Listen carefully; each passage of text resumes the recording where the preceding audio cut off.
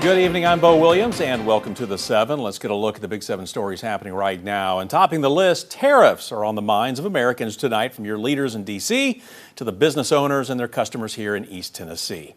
And tonight, President Trump is threatening even more tariffs. This afternoon, the president said he might ratchet up the tariffs against Chinese products coming into the U.S. by another 50%.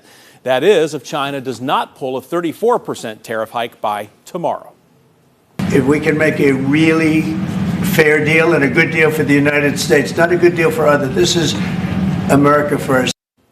Mixed messaging today, leading to more swings in the stock market. The Dow Jones Index dropping by 1,000 points to start the day's trading, then recovering to positive territory thanks to a rumor of a pause in tariffs. The White House shooting down that idea, prompting investors to again run for cover. Now, the Dow ending the day in the red, losing 349 points, while the NASDAQ was up just a bit, around 15.5 points. The S&P 500 was down almost 12 points. That's the global picture. Our next story, the local impact. And today we focused on the wedding industry, the wedding dresses specifically. Bridal shops tell us most of the world's wedding dresses are made in China. That includes some dresses designed here at home, like those created by Diane D'Angelo, drawn up in her Powell home. Now, D'Angelo plans to take on the extra cost herself to avoid raising prices for customers. Other bridal shops, however, are preparing to raise prices. Christina Grecu says that she expects more brides will take advantage of her showroom's offer to rent a wedding dress.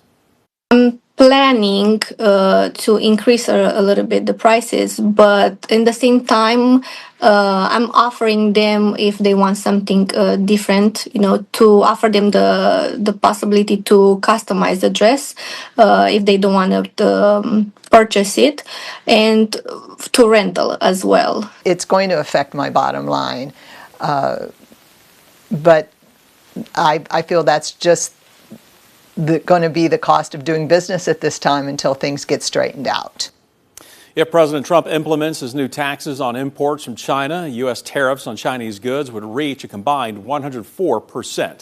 This afternoon, we asked a local financial expert about the state of the stock market. Mark Pankratz with Axiom Wealth Management adds that over time, history has shown us that when stocks go down, they eventually come back up, and that if you have the right perspective within your plan, you'll be okay. Worry is completely normal, right? When you're looking at your accounts and you're seeing down and you don't know how much are things going to go up and when are they going to go up, I think the worry is normal. But for those people that have a plan, they have an idea of how all the parts and pieces of their financial picture, how they work together, I think some of that worry diminishes a little bit.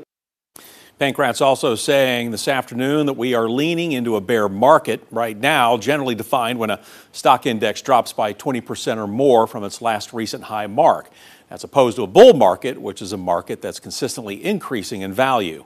The terms, by the way, come from bears being known to hibernate, while bulls are known for charging ahead. 2022 was the last switchover from a bull to a bear market. Answers about a construction delay in our next Big 7 story for you. Work on the Old Mill Bridge in Pigeon Forge running roughly 8 weeks behind. Adjacent to the Old Mill restaurant, the bridge carries Old Mill Avenue across the west prong of the Little Pigeon River to the Parkway. Now, in the early stages of this project, a large flood caused crews to lose 2 weeks of work when scaffolding was washed away. When the demolition phase did get going, crews found the structure as it was built didn't match up to the plans which had been sent to the state back in the 70s. That meant taking 6 weeks for a complete redesign. It also meant reworking the amount of steel and concrete needed. They gave me kind of a worst case scenario would be somewhere between June 13th and June 18th. Hoping best case would be somewhere in the last week of May. Be patient with the city of Pigeon Forge and Southern Constructors as they're doing this bridge. Everybody is doing the best that they can, as quick as they can, as safe as they can to get it reopened for us. Rainbolt says the biggest concern is the safety of the motorists and pedestrians that use the bridge. He also acknowledges that once the bridge is open, it will bring foot traffic back to Old Mill. A big decision tonight about the future of a man convicted in an attack on his family. William Crawford Jr. asked the state parole board to let him out of prison. Tonight, the answer is no. The board deciding that the crime was too serious and the risk was just too high. He He's currently serving a 46-year prison sentence for shooting, stabbing, and biting his ex-wife, 2 children, and in-laws back in 2008. All 5 victims survived the attack, and Crawford was captured after a 4-day manhunt. Now, we've been following this case as Crawford's ex has fought to keep him behind bars. This marks the 4th time Crawford has come up for parole.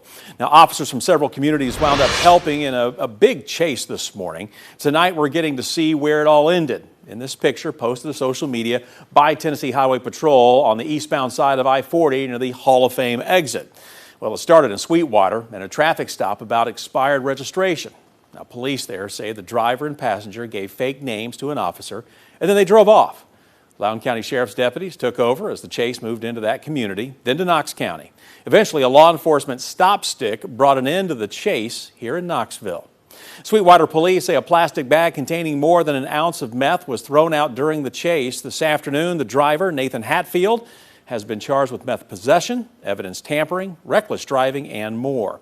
The identity of the passenger, though, has yet to be released. A big story for Knox County Schools. Board of Education members on Thursday are slated to vote on the deal for a new Farragut Elementary. The school would be built on the piece of property that, well, you see behind me here. It's outlined right here in red. Pretty good sized space there. The road or the area, the Boring Road, it's actually right there on Boring Road on one side. Village Commons Boulevard leads you onto the site from Kingston Pike to the south. This is all sitting behind the Farragut Town Square Shopping Center, which is a few blocks south and west of the current Farragut Primary School. To kind of give you an idea, there's Kingston Pike down here in the corner. It's a nearly $44 million agreement between the district and the contractor, Merit Construction. Board members are slated to vote on the deal Thursday. The plan for this new school is to have room enough to serve 1,200 to 1,400 students, and of course, we'll keep following the process for you. Our list wraps up tonight with devastation for some of our fellow Tennesseans. The rain and the wind are gone, but the flooding and the damage remains. Clarksville and Montgomery County declared a state of emergency just within the last hour, working to recover now from the weekend storms. Some people having to leave as waters quickly rose into their homes. West Tennessee, the hardest hit area in our state, in McNairy County, an EF3 tornado in the town of Selmer is blamed for 5 deaths. The Tennessee Emergency Management Agency has confirmed there have been 10 weather-related fatalities statewide. In some parts of Clarksville, this marks the 2nd damaging flood just this year, prompting criticism about the city's stormwater infrastructure. President Trump approved an emergency declaration for Tennessee. This assistance is for all 95 counties. The president's action authorizes FEMA to coordinate all disaster relief efforts, which aims to save lives, protect property, and public health.